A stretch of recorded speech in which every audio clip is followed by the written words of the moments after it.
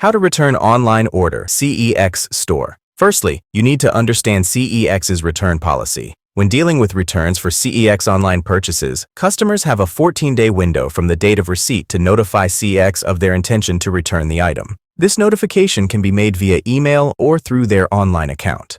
Upon authorization, customers are required to securely package the item, noting the order number, and ensure its return within the specified 14-day time frame. This process guarantees a full refund, covering the original method of payment, inclusive of shipping costs. Here's a step-by-step breakdown of the process for returning an online order to CEX. Customers need to inform CEX about their intention to return the item within 14 days from the date of receiving it.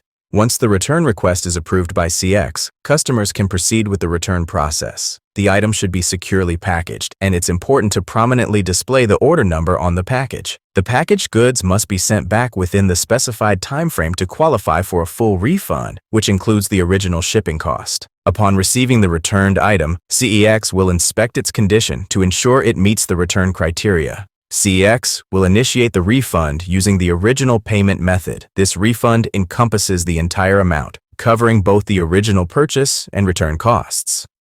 Customers can anticipate receiving a full refund within the stipulated time frame set by CEX.